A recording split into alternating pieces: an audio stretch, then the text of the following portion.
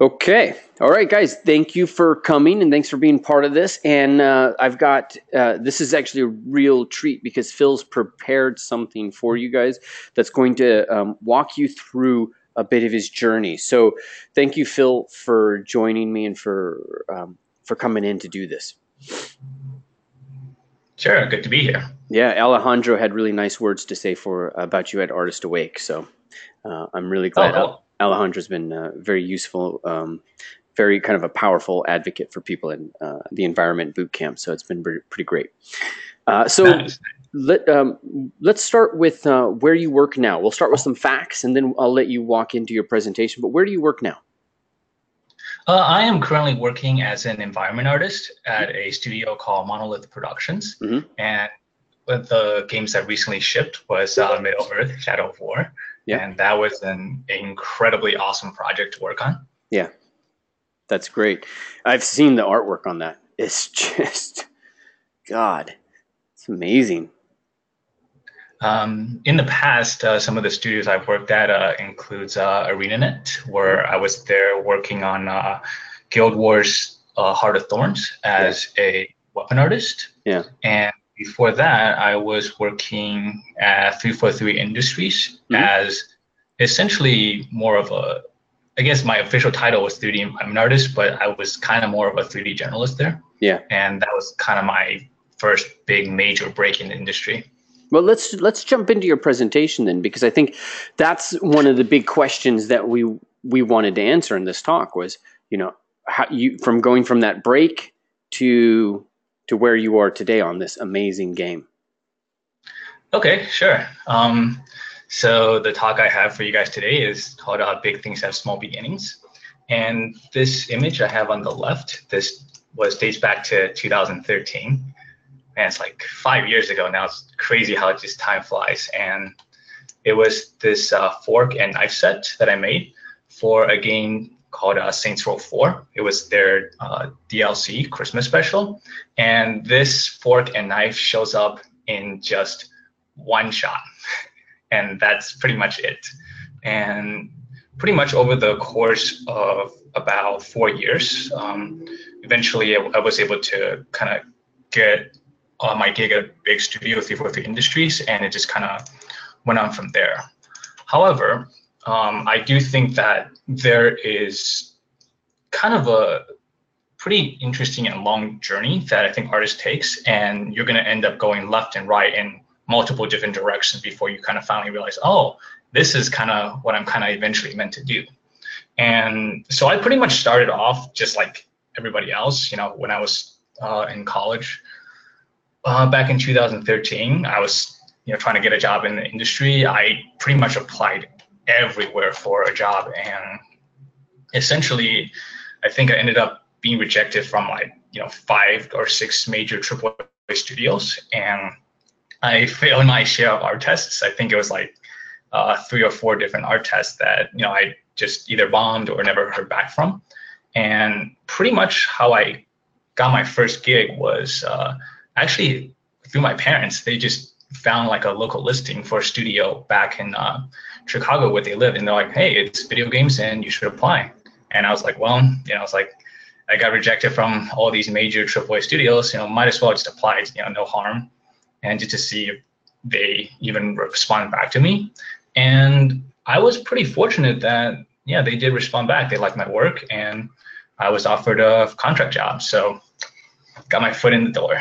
And let's see, these are some of the first assets that I made for the DLC.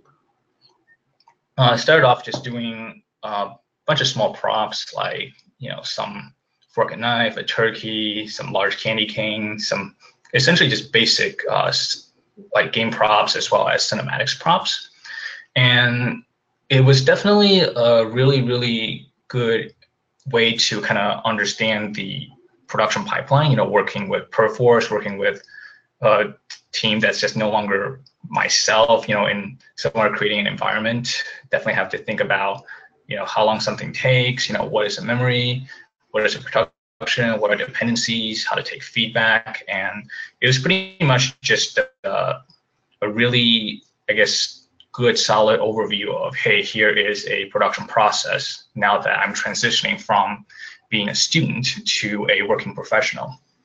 However, I think that a part of me always wanted to, work on, super, super high-end AAA assets, talking about like, while these assets are, pretty fun for the time, I definitely wanted to work on something that has a much, much higher poly count as well as texture memory budget. And on the side, I was actually taking some online classes, and one of them actually happens to be a class that you guys taught. I think it was through, it was called UArtsy back in the day, and with a guy named David Lesbrons. Yeah. And that was actually, that was a super, super fun class. And I remember one of the chapters in particular was when we had to make this Baroque ornament. Yeah. And I was just super, super, like excited. My mind was blown. I was like, what? And keep in mind, back in the day, this, we're still on last gen hardware and, technique where, the geometry and the texture count was, super, super low. And to be able to do something that's super elaborate, ornate, and curvy, it was like, whoa, this is one of the coolest things ever. And it was also amazing to see, it's like how quickly it can be produced. Yeah, that was a fun module. And this looks beautiful, man. Great job. Thanks. And so for me, I was, I definitely love the style. I was like, this is super cool. I want to still practice this in my free time, even though I have no idea how this is ever going to be useful for, real-time games. And sure enough, a couple of years later, we'll see where that takes me. And so, that's pretty much my journey from 2013, where I was just, working at a small studio while taking online classes and still applying to the bigger AAA studios. That's great. So what's next? All right, next is 2014. All right, good. We get them by year. This is great. Yep. I've broken it down. I kind of broken down to like different studios as well as like some of the places that I worked at. And if anybody has any questions, then just feel free to like shout them out, and I can just answer the question right there. Yeah, sounds great. Okay, so 2013, you get that job. You're also taking classes to make yourself better, and then where are you working at the end of 2013? I was working at a small to mid-sized studio in Chicago called High Voltage Software. High Voltage. And and they had a contract with Volition to do a lot of the Saints Row DLC at the time. Okay. All right, great. And then what happens now? We go into 2014. Yep, 2014. So I was still applying to different AAA studios. I actually heard back from a major studio that I really, really wanted to work at that essentially kind of rejected me outright a couple years ago. I was like, all right, maybe now is the time for me to finally make it. And, got through a phone interview, and I thought I did just fine on the interview, and they seemed to kind of, like my work. And I was like, okay, maybe this is going good. And unfortunately, it was another no. And I think I pretty much didn't hear back from them for about a month until I eventually found out, there was some unfortunate major layoffs that went on at the studio, and the project got shuttled. So the position kind of essentially disappeared overnight. And I was definitely a little bit bummed about that. But fortunately, I kept in contact with a friend in college who the year before got an internship at Microsoft. And somehow he eventually found his way towards 343 Industries, and just kind of almost like forwarded my portfolio to the right person at the right time. And, they called back, and, apparently they really liked my work, and I got hired at 343 Industries. And so that takes us to 2014. This is one of the very first props that I was made. When I arrived there, I was super, super happy. I was like, oh man, I finally made it into a big AAA industry. Now I get to, really, really make awesome artwork. And so this is one of the first props that I made. And it was just a basic, background prop, trying to learn this technique, trying to learn the art style, and also at the time trying to learn PBR, which was incredibly new at the time. Nobody really knew, how to work with it. Mm-hmm. And crazy now that, it's just industry standard. Right. And so that's one of the things I think is really important too, is that you always stay on top of stuff. So you were, you didn't let up. Like, this is just a constant journey. Oh yeah, definitely. So before we keep going, so because one of the threads I hear a lot in this conversation is that you're always learning. So how how comfortable were you with polygonal modeling, with all of this stuff? What were you really learning at this stage? I'm assuming you were pretty much fluent in most of the polygonal modeling elements, but what are you really learning? I mean, I think that I was pretty fluent in last gen modeling, but usually man, seems like ages ago, but last gen, the overall mentality is to kind of keep the geometry and the texture super low, and don't worry too much about high res fidelity, because well, you don't really have the memory or the rendering capability to do that.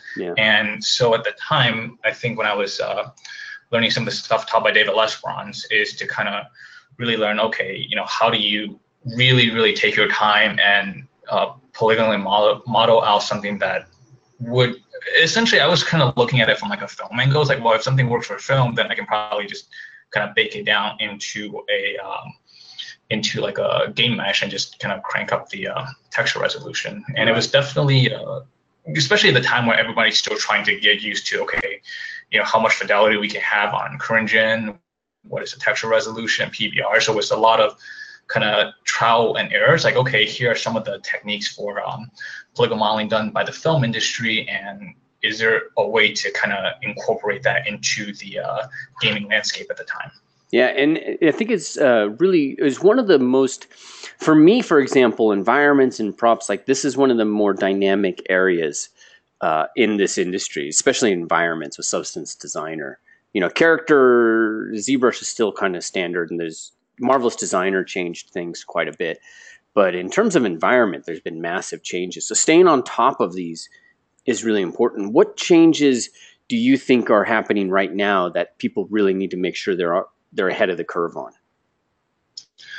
I think it's one of the points that you've touched on, Substance Designer. I think if, last gen, it was kind of usually just, photo bashing and then just slapping some texture and put an overlay in there, just throw in the engine and call it. And then I think for a while, we briefly kind of went the way of sculpting, where a rock or a tree bark or some organic stuff would be sculpted in ZBrush. Right. And one of the trends I'm definitely seeing now is just Substance Designer. And it's definitely not an intuitive program, I want to say, for anybody who's starting out, because you're like, oh, here is one step that I can make in ZBrush, but it takes me like 20 different steps using different nodes that I am not at all quite sure what they're doing. But I think that, coming back to the knowledge of, learning anything new, whether it's recurve or innate stuff or some of the stuff that I was doing at 343 Industries, usually, just with anything in the art in life, you're not going to really understand it until you just practiced. And one day, essentially, it'll just click. And so, I definitely think that for environment, Substance is definitely huge. Another thing that not a whole lot of people talk about is making quality LODs or levels of details. Because, as with the rise of, especially looking at the gaming landscape right now, so many open world games, and for me, coming from Halo and just weapons, I'm usually thinking, oh, LOD 0, just make everything really good and just show up good in the game. But unfortunately, if you're dealing with a massive landscape with mountain, trees, and grass, whatever asset you make, even if it's like a super cool looking castle, it's going to be seen at multiple distances. And it's like when it switches to a lower geometry and texture for performance reasons, when you're getting away from that, you have to still make sure that it still look as good as possible compared to LOD 0. And usually from what I see, just the Decimation Master, and there's a lot of programs that can automate organic stuff really well. But for anything that's hard surfacey, especially like a sci-fi corridor, you're pretty much, unfortunately, still going there and just manually either reducing bevels or recreating the asset from scratch to make sure this still, looks really good from far away. That's a great point. So, do you think that helps somebody having that in their portfolio if they actually have the LODs? I think it definitely helps, although LOD is one of those things that's still, I think, pretty tricky because usually what happens is people will, starting off, let's just say if you're a junior artist in this industry, they're not going to expect you to be amazing at making LODs. Okay. But if you have an understanding of, hey, this asset, as I'm going further away from it, as it's, reducing in geometry and texture, but still it should kind of still look like the same, something incredibly useful to learn. Okay, got it. All right, so you're at 343 Industries. Have a couple of instructors that are over there at 343. And so, oh, really? Yeah, Alex Senenschal was it? Oh, really? Yeah. So Alex and I started on the same day. No way. Yeah. That's awesome. That's great. And then Corey Hubble, he's a concept artist. He's done some concept work. Yep. That's great. And LOD is level of detail. Thanks, Daniel, for clarifying. Yes. Okay. All right. So yeah, sorry, go for it. Oh, I was just saying that it's something usually that, people will learn that there'll be also on-site training for stuff like that, but I think just finding ways to make good LOD is something I think it definitely will really, really help you if you want to be an environment artist. Yeah, it's interesting you point that out because, I think it's easy for us to forget that, the game companies, they know, that in order for them to have, high quality artists, a lot of the education is in the company's hands. Schools don't really prepare for all of the crazy that's out there. And then on top of that, games have very specific things that they do. So they educate you in the process there, right? Yeah, exactly. And there's also a lot of just, finding cool techniques on the internet and also just learning that as well. Yeah. All right. So you're at 343. And so how's it go from here? What happens next? This is where I'm sure that, if I don't know how much Alex talked about it, but, he definitely had some trying time there. Just, it was also, I believe, his job in the industry. And, I was also fairly junior. So I definitely struggled a lot to make some of the more high-end pieces there. I think one of the things I struggled with for month was the Covenant style, which is one of the props that you see here, where everything is super curvy. And, at the time I was like, okay, yeah, I more or less, I don't have any idea how to make this. And fortunately, there were some really nice senior concept artists as well as senior environment artists who was able to give me feedbacks. Like whenever I would make something, they'd be like, okay, look, these are the reasons why, XYZ is not working. And you have to think about flow, think about organics, and here are some potential techniques to be able to execute this super, super curvy kind of in the round kind of style. Right. And yeah, it was very, very trying time. I remember, going, working and then going back home and then really trying and failing to kind of figure out how do I, make this, super round shape. And I think it was like something like for about 5 months where I just, at a certain point I was like, I'm starting to question, like, did I really, should I really be working here? Maybe I should quit. But, I persevered and just kept on practicing, and really listening to some of the feedbacks that the senior artists were saying. And eventually one day it was just like that. And boom, it's like, oh, everything clicked now. After trying for so long of not getting this style, I just kind of almost in a way intuitively understood it. Wow. That's great. And that they're patient with all of that. Yeah. Talk to me about that process, because that must have scared you a bit. It definitely, because I think that there's the expectation, with being a AAA studio that, you are definitely expected to produce quality work. Mm-hmm. But I think that my biggest advantage is that not a whole lot of people knew how to execute this style. And so it was, also a new game. So there was definitely time to kind of experiment. And, for me, especially as a junior artist, the expectation is, okay, you're not going to produce senior level work straight off the bat. Right. Right. That makes sense. So everybody was struggling with this mix of organic and hard surface. Yes, and I think that especially we're looking at the Covenant stuff. There's also not a whole lot of artists that does this, even at 343. Everybody's more used to the more the traditional kind of the hard edge, sci-fi model, whether it's inspired by graphic shapes or by like industrial machines. Mm-hmm.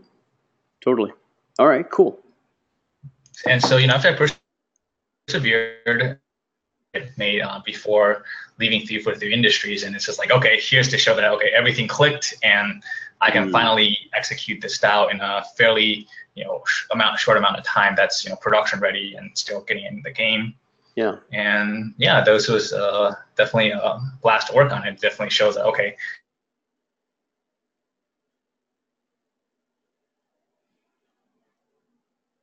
Did I lose your audio, Phil?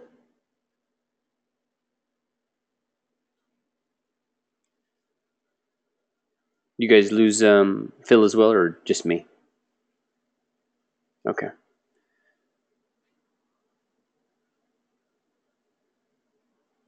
Okay. All right. Phil, if you can hear me, we lost your audio.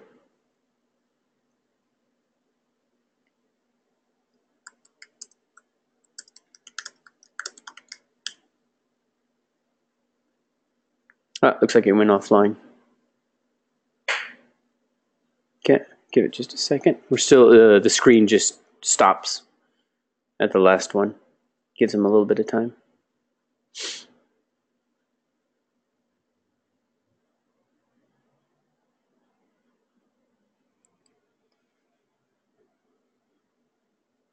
We'll give it a moment to see if he just pops back in.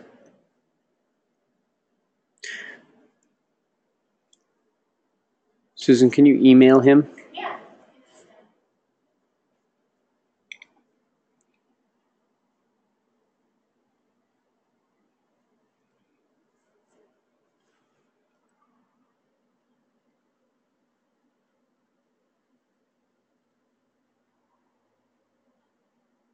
There you go.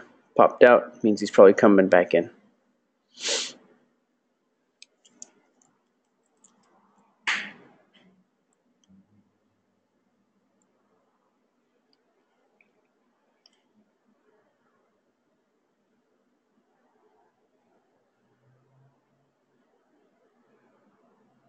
All right, it's taking a little longer. So, what are you guys picking up out of this? And tell me in chat, what are you picking up? This helps me understand exactly what kind of works for you as well.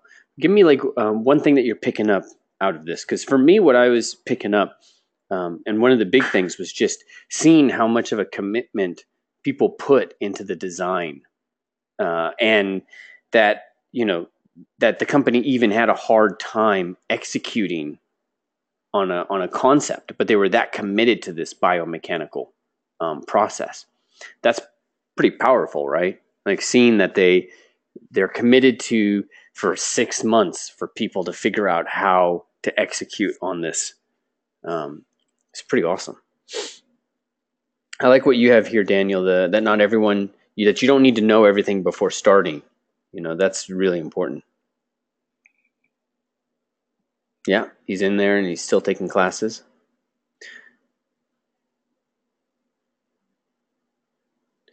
Yeah.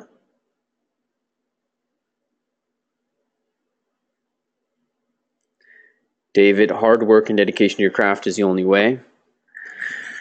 Kyle, I came in late. As long as you show quality in your work, companies will take the time to teach you and develop you. Yeah, that's a great point, Kyle.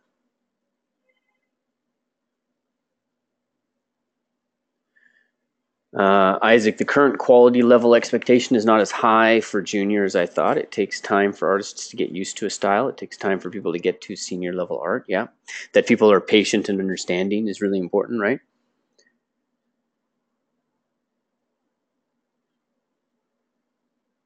Jan, don't ever give up, even if you need to learn on the job. Totally.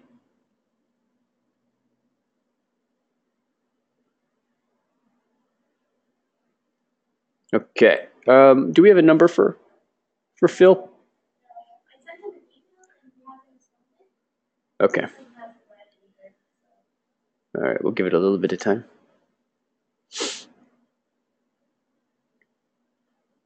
Grab a coffee. Edison, I think as long as they see you progress daily, they will keep you. Daniel, so far this has been a great video. I like that he is breaking it down by years. Yeah, I liked that as well. That was quite fascinating in terms of walking his journey. So let me take a quick look at my inbox and see maybe he emailed me.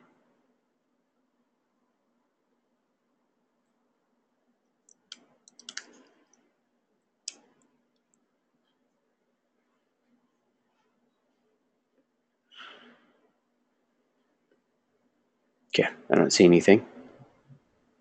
Oh, hello? There you are. Oh, yeah, sorry. Somehow the feed got cut off. Yep. Where do we last? Where did you guys last hear me before I got cut off? Well, you know, you're not even in. Where are you in the system? You seem to be out of it. That's weird. This is unique. Oh, wow. I hear you, but I don't see you in the attendees list, so I can't even make you a presenter. Oh, let me try refreshing. Go to meeting and see if that helps. Yeah, maybe. There you go. What'd you do? Just refresh the page? Your audio's out for a second. It just does that normally. Okay, is it working now? Yeah, now it's back. Okay. All right, let's do this just to make it a little more stable because the web thing I sometimes have problems with. In the web interface, bottom right, there are two arrows that cross over each other. Uh-huh. And it says switch to desktop version. Okay, I see it. Just click that, switch over. Switch to desktop. Yeah, it's a little more stable. Okay.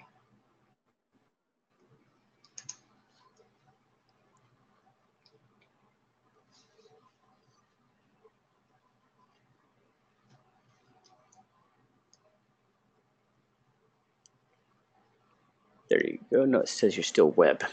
Is it downloading something? Yeah, it's saying connecting to GoToMeeting right now. Okay. Starting GoToMeeting.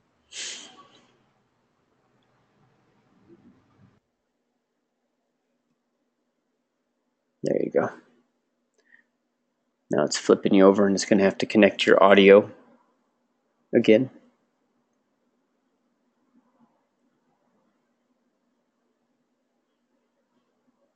There you are. All right, I think, yeah, this is the desktop version. Yep. All right, I'm going to switch you over to a presenter. Yep.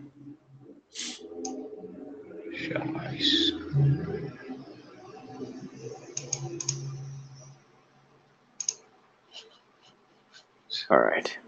Good, good, good. All right, we're on the screen that has your Gmail.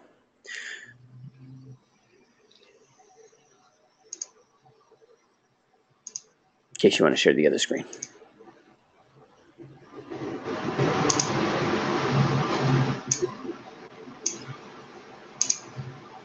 Yeah, can you guys hear me? I'm not sharing anything right now through the speakers. I can hear you. Okay, yeah, I can hear you guys as well now. Okay. All right, so I'm looking at your screen. Gmail. Okay. Is that the right screen? Monitor. What's up? You probably want to change screens. Oh, let's see. Where do I do that? In the interface, there's a thing underneath the big play button that says show my screen, and you just choose the screen. Okay. Screen to show. Let's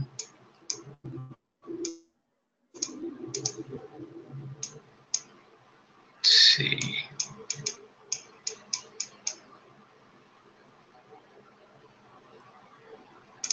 Okay, I think it's... Yep, we're back there. All right, great. Okay. All right. Thanks for pushing through there. Thanks, guys, for being patient, too. Sure. Yeah, okay. Sorry about that. Not a worry. So we were kind of excited about this like year-by-year approach. So you're 3-4-3 industry. Let's get ourselves back on track. And you're 3-4. You had some problems figuring out the design, but they were invested in you, and everybody kind of worked together to figure this out. And then what's the next step for you? I think that some of the steps is just kind of learning how to create assets without concept art. Okay. I think that a lot of people think that, if you're working in industry, every single asset, even if it's like sci-fi or fantasy, it's going to be super, super fleshed out and detailed. And unfortunately, it'll be true for probably 50% of the time. But for the other half of the time, as an artist, you're going to have to problem solve it through. And this asset here is a cinematics model for the cockpit. And essentially, I had to figure out the entire interior without any concept art. And I mean, I definitely had enough of 3D assets that's already made in that style, as well as a style guide and multiple artists to get feedback from. And so it was a really, really challenging, but really cool learning experience as well. That's great. So are you saying like a percentage of this just wasn't fully fleshed out? Yeah, actually, I was essentially there was no concept. I was like, okay, here's essentially more or less a block out for this interior, and now you have to essentially figure out how to get it to production ready for the entire process. So how do you even begin to approach that?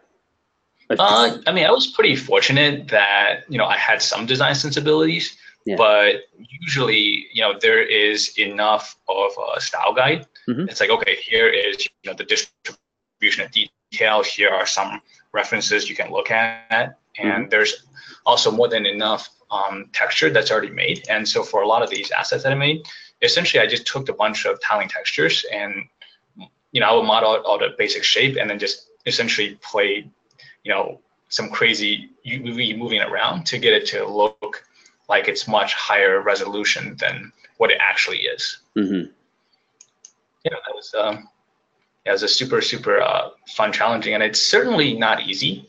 But I think that by having that level of design sensibility, it will really, really make you go the long distance as an artist. Yeah. And Daniel is asking, at this point, would you be a senior environment artist? I think I'm getting there. I mean, for me, I'm like close to like 4.5 years of experience. So I would say getting close, but I probably would say getting about like maybe a year or two before I fully consider myself a senior environment artist. So yeah, probably like have somewhere between mid-tier and senior. Awesome. All right, great. So what's next? All right, 2015. Okay. So 2013, getting the job and working on plateware. And then 2014, you get your job, 3-4-3.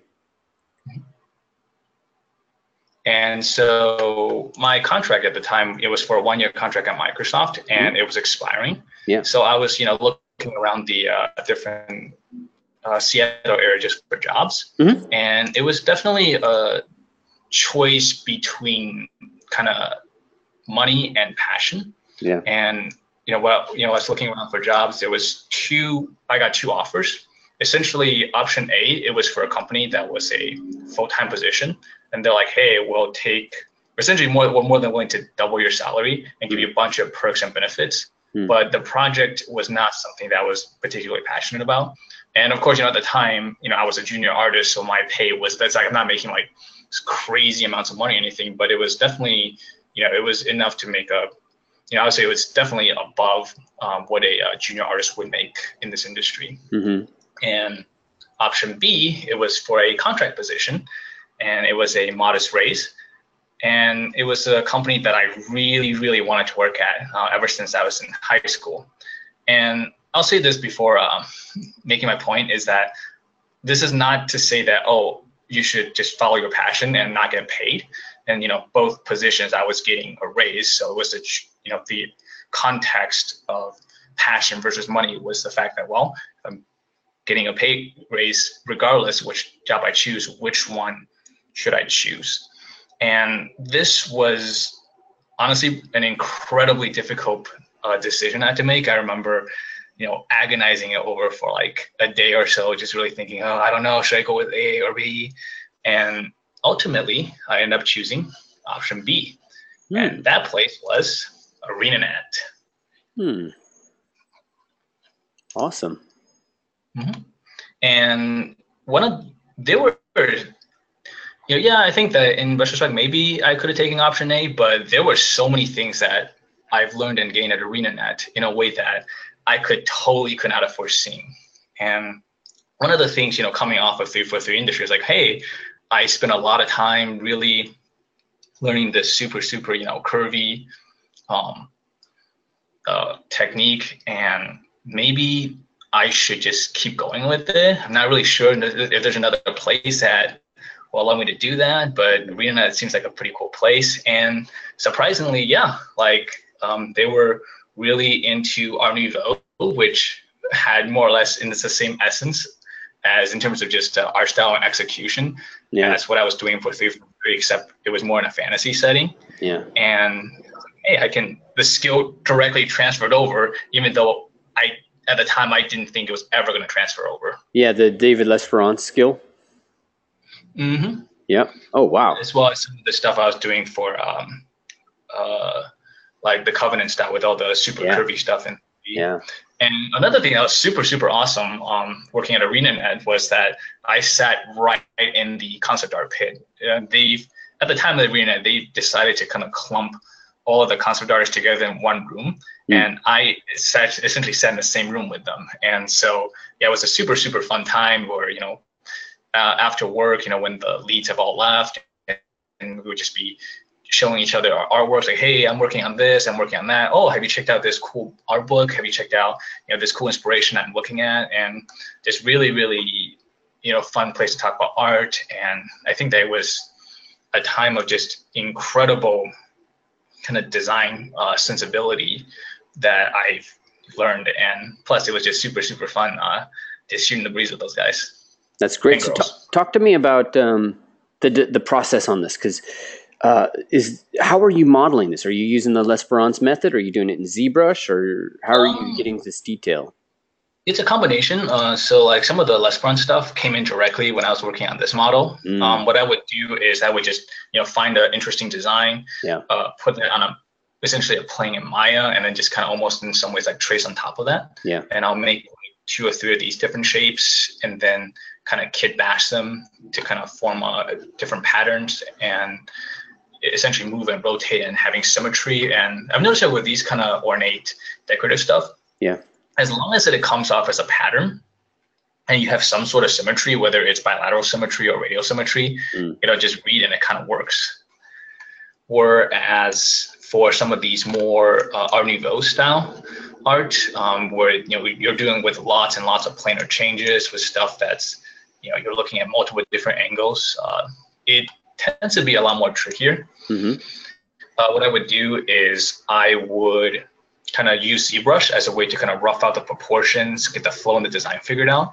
And it's super unrefined. There's warpy and doughy stuff everywhere, but that's okay, because what I'll do then is I'll bring the shape into Maya and essentially retop on top of that. And the difference is, unlike retopping for, let's say, a character where it's game mesh ready, this is retopping for a more cleaner version of a high-res mesh.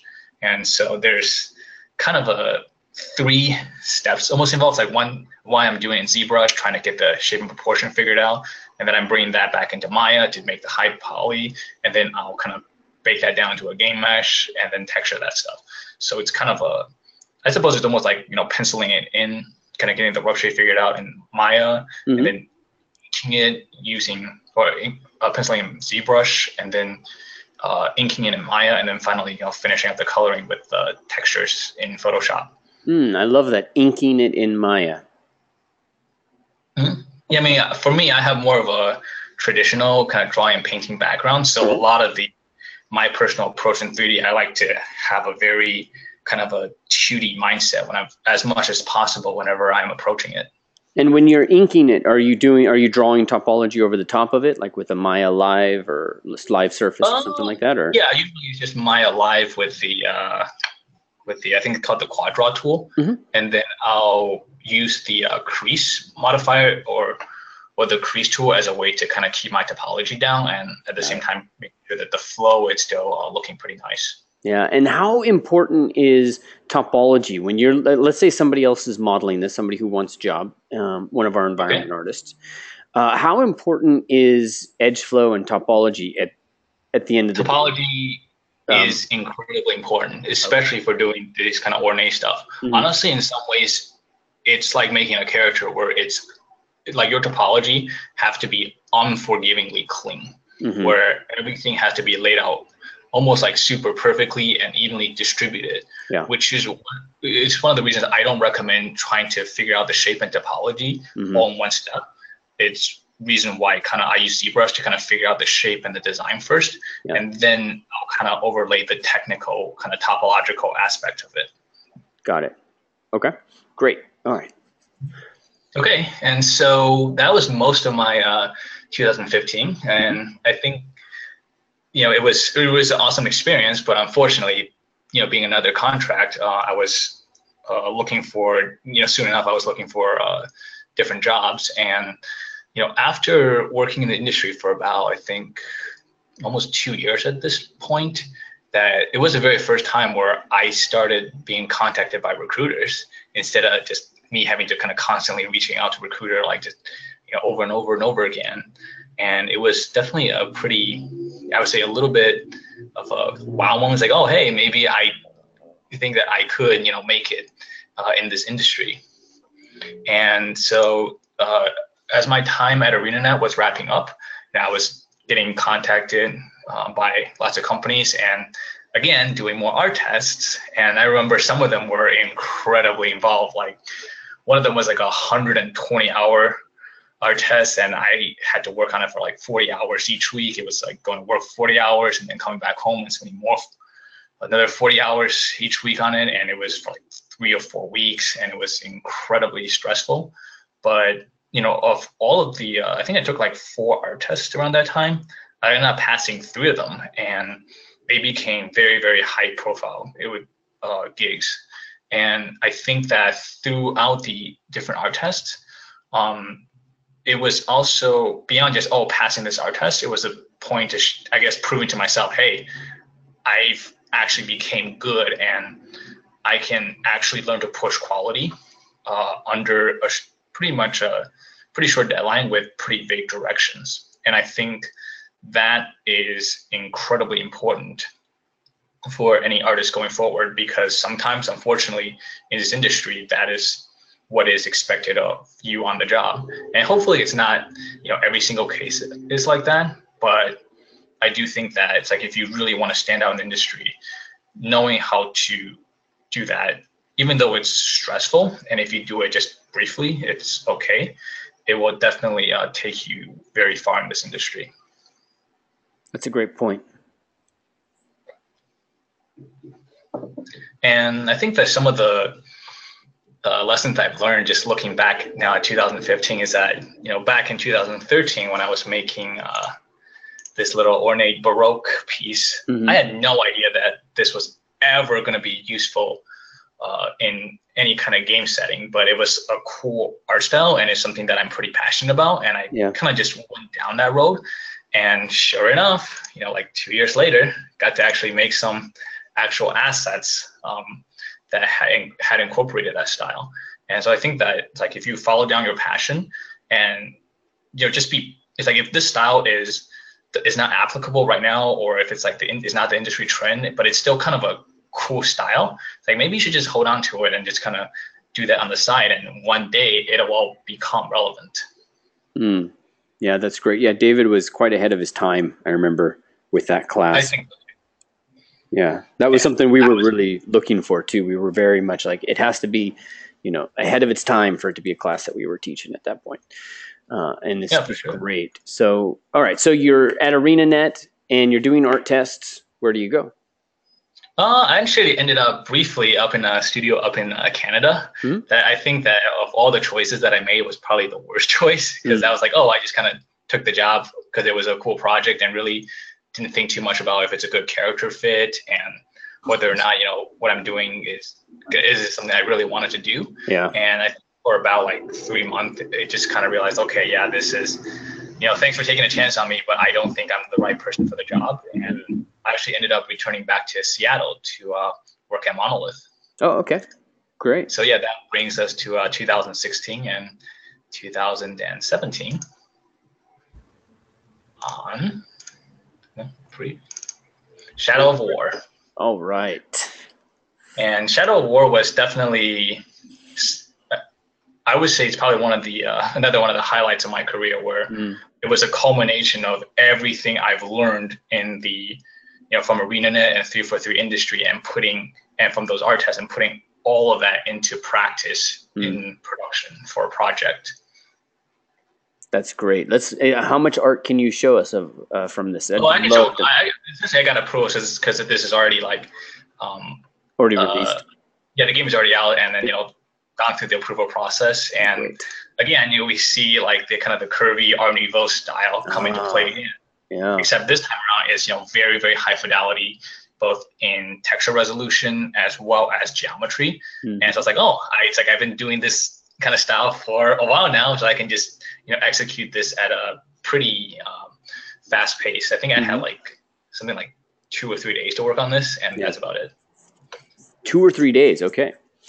And so what's your process? If you can just sketch it out. Are you Maya, ZBrush? What's for this one, I was pretty lucky to have a concept art. So at that point, it's less about trying to figure out design. It's just like go. And I've also worked more than enough with the kind of some of the curvy Art Nouveau shapes that I can just essentially model all of it in Maya at this point. I think I still did a little bit of a SketchUp in ZBrush. I think I brought this face, it's modeled on Maya, brought into ZBrush, and then kind of just use the Damien standard brush to trace some lines. Okay, here's some basic design flows, and maybe this could be where the shapes are. So it's a super quick process that probably took only 30 to 40 minutes. And then I brought that shape into Maya as a guide, and essentially just started to polygonally model the entire shape out. And definitely using the mirror tool as just a super, super quick way to get this done. So that way, instead of modeling this entire vase, I only have to kind of essentially do half of it. And at that point, it's just focusing on making sure that the design still flowed and it still worked once the symmetry is applied. I'm jonesing to learn more about this process. So hopefully I can talk you into kind of another time, just walking us through a little bit of some sort of demonstration on this. But if you could talk briefly, you're in Maya. How are you getting these curves? How are you cutting this? Are you using a slice tool? Are you, I believe with in Maya 2016 and above, when you're extruding polygons, instead of moving the polygon along, let's say the X, Y, and Z axis, there is what's known as component mode selection, and you can essentially move it along the normal. Great. And so what I would do is I would make a plane and then extrude that plane and then move that along the normal. And usually I have good references just because I don't want to be, either have the design figured out, so I don't want to be designing and modeling at the same time. And then I'll just kind of extrude it along the normal, move it a little bit, hit the smooth key, kind of rotate it a little bit and see, okay, this is what this shape's supposed to look like. And then extrude again, and then kind of move it along the normal, kind of rotate it again just to see what the shape looks like. Got it. All right. So the key component, so basically you're cutting edges as you need, but the big component is extrude along the normal, let's just say. Right. Okay. I understand that. Obviously, with that, there's also, I'm thinking about flow. I'm thinking about planar changes. Okay, if this line here starts at the top, where does it, flow to the end? And usually, it starts off on one end of the surface and then ends up on another end. And just to be able to kind of view it as a line that kind of in some ways wraps around like a ball or a sphere. I think just kind of having that kind of mindset will really, really help you model something like this, or to have it's kind of the starting point instead of just trying to figure out how the hell do I even approach this. Yeah, totally. And even with you having said that, it's still going on in my mind. How the hell did you approach this? So, so I think we'll need a little more, but let's keep going because I know we've only got an hour of your time, and then we have to jump. So, sure. So this crown is a really good example of using the bend modifier, and that can really speed up your process. If you look at the kind of the high-res model of it, I just essentially modeled this crown out super flat. This way, I've got, it's just a simple flat plane, and I'm just it's almost like in 2D. I'm drawing out this little curvy shape right there, and then putting like a line in the middle, and then pushing that up a little bit, adding a little bit of a bevel, and then I think I also subdivided it once, and once I have kind of the design perfectly figured out, I'll put a bend modifier on top of this entire thing, and this will give me this kind of crown, circular crown result. Sweet. That's brilliant. That's awesome. And see, I also got to make some really giant structure for this game. So I got to make, for me, I'm a huge Lord of the Rings fan. So when I was like, I think in high school, when the film came out, I was like, oh my God, these are so cool. It'd be awesome one day if I get to work on it. Yeah. That's great. I just actually introduced my 4-year-old and my 6-year-old. And my 4-year-old, he's a boy. Man, he actually watches nature discovery channels, but it's all predator stuff. So it's like something has to die. It's just, we're a little concerned. But he just loved, they were just into it. So it's so cool to share that with them. Yeah, that's awesome.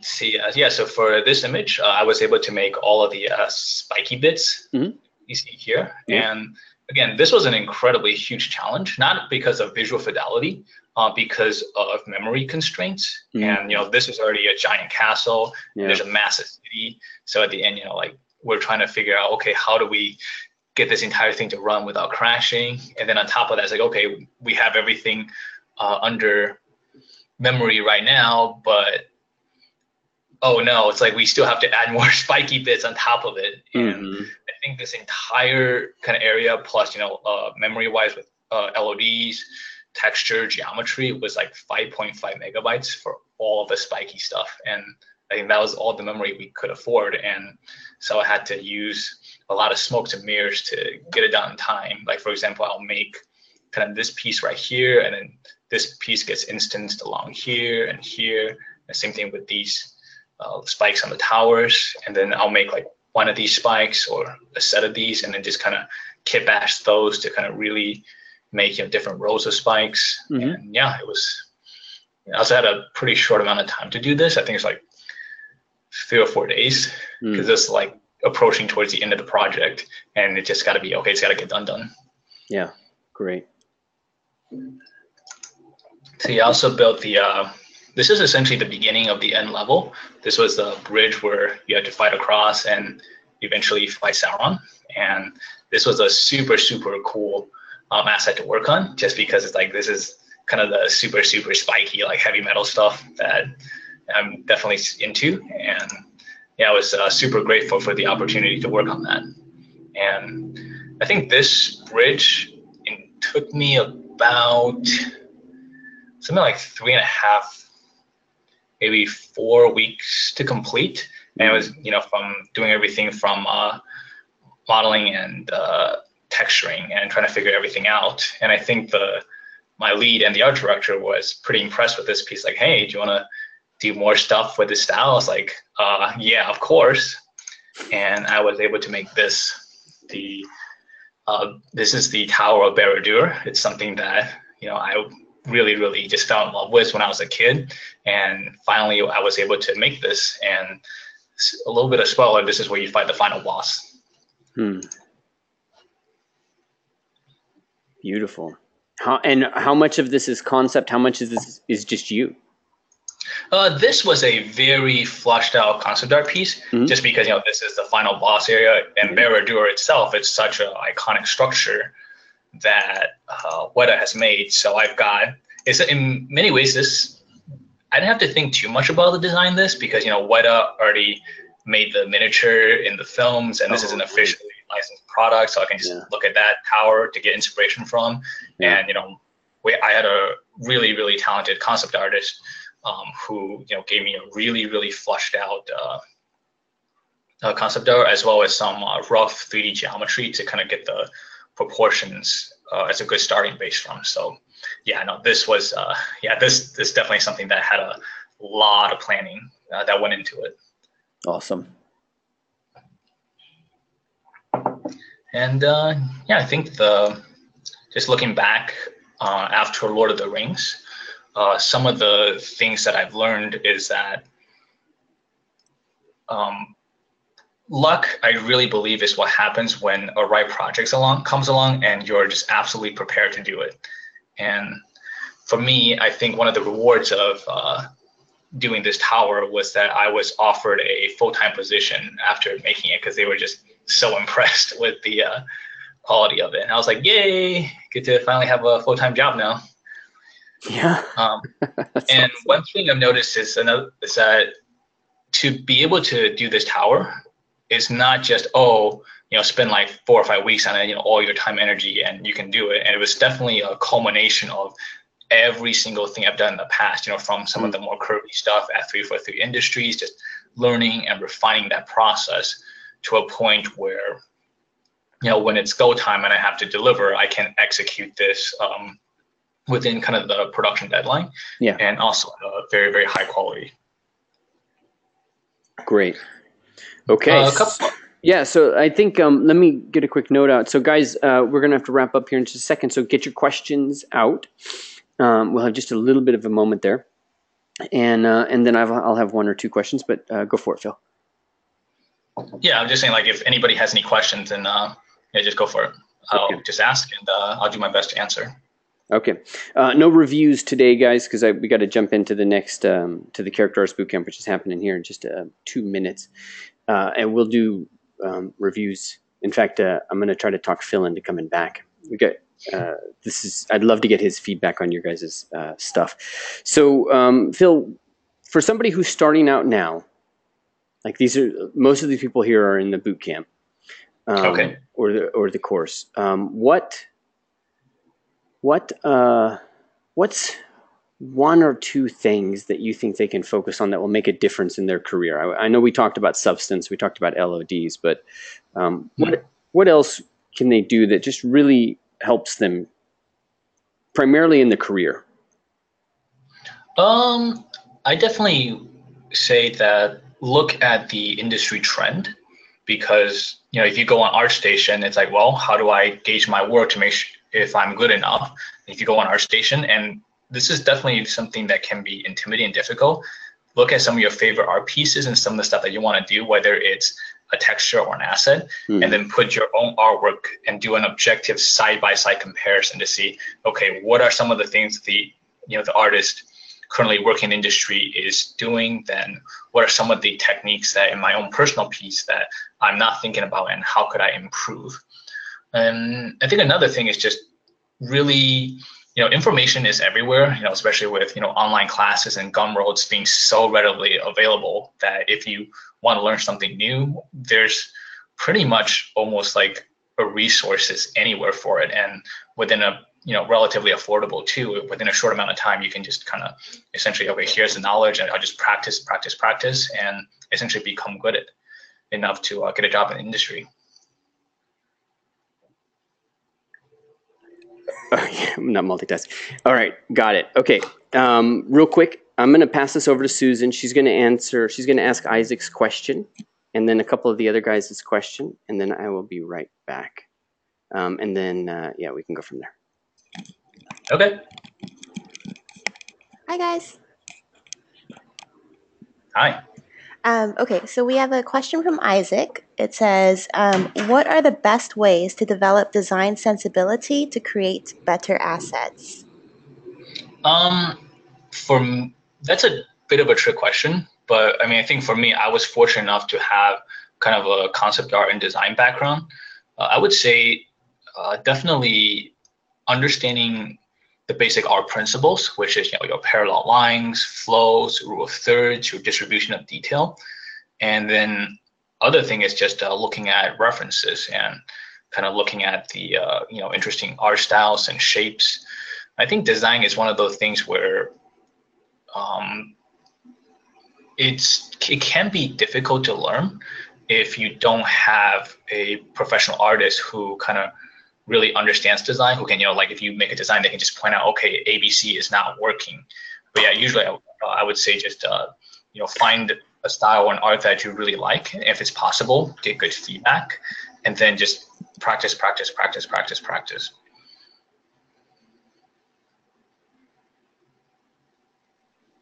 Okay, I'm back, guys. Did we get Isaac's question answered?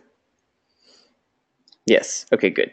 All right. So, Edison, Phil doesn't have access to Artist Awake, so I can't just send that off to him. And let me see. Any more questions, guys? Jan, you got that question for me? Yeah, I can. Email that to me though, because I'm gonna have to run. So I'm gonna forget the studio's name. Do I need to do the lighting test? Let's drop this off to the side because it always scrolls to the bottom. Edison is asking, is there a mood board sort of so that artists can base the look and materials out of it? How do you get the look of these things? Yeah, I think that it depends on, if it's a texture, then definitely I would encourage, you don't have to make a mood board. You can just find a bunch of images that you like and just put in a folder somewhere and just to kind of reference back to when you're making your own texture. Or if it's something, let's say a sci-fi asset, I would definitely recommend finding something that already exists and kind of breaking it down as you're modeling it. And when you're modeling the asset, rather than being a slave to the concept art, like it's a blueprint, start looking at the 3D model. And it's almost like rather than one-to-one translation, you're trying to make something that's more in the essence of what that concept art is, but it will still work in 3D. And what, at least personal opinion was, I think what design works in 3D is you're looking at, the distribution of detail. Okay, where is your areas of detail? Where is your areas of rest? How distinct is the silhouette? And then the other half of it is, okay, looking at, memories and performance. Okay, what's the polygon limit? What's the texture resolution? And does that answer the question? I think so, yeah. And in fact, I want to do one more thing, and then we will call it a day. I'm going to switch over so that I'm the presenter, and you'll be able to see my screen. Okay.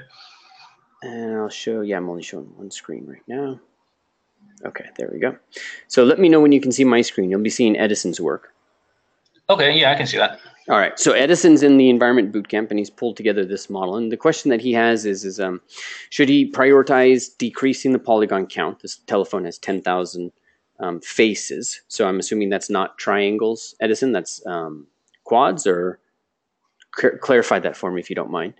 And he's asking, like, is this a decent polygon count? And one of the things I teach is that there's kind of a difference between doing the job and getting the job. So there's all kinds of shortcuts you take when you have to, you have to produce for a producer or somebody else, and, decimate it and crappy UVs, throw it on real quick. So we prioritize making things sexy. We prioritize the sexy. So with that said, just from your perspective in terms of a game job, tell me one thing that you think is really working here, and then we'll find one thing that's not. I think the biggest thing is just polygon texture resolution comes down to context. And it's like, what is this prop specifically used for? Is it a cinematics model that shows up, really, really close, like when the character's going to be looking at this in your face? Or is this thing going to be like a background prop just somewhere as you're just running through a level and you're not looking at it? And so I think that, obviously it's going to differ from, like job to job. But in terms of, I guess personally, I always think that you should just go for the highest quality possible. Yeah. But also at the same time, let's say that, if this is the hero, we'll just say this is the context of a hero asset. Because I think that, the modeling looks really good. I think there's a interesting kind of a material breakup between kind of the metal and the wood. That's like maybe a little bit more like just a little bit more grime and scratch on this asset, maybe a little scratch on the metal, maybe some kind of a little subtle chipping on the woodware. I think that would be pretty cool. Yeah. But overall, maybe it's like, if you wanted to show that, well, beyond just making a super, super cool hero asset, that this will also work in a game, you can essentially look at something like Dishonored 2 and look at, some of the assets that they've been doing. For example, I think that you can remove some of the edge loops on the kind of the base right here and have a little bit of a faceting, and still that will work as just like a prop sitting in the background somewhere. Yeah, he's saying this is 1 meter from the character, so that's his guidepost. 1 meter from the character. Yeah. And the character is interacting with this thing like pretty up close, I'm assuming. Waiting to hear. Yes. Yeah, and then I would say then definitely commit. You've committed the necessary amount of polygons to making it work.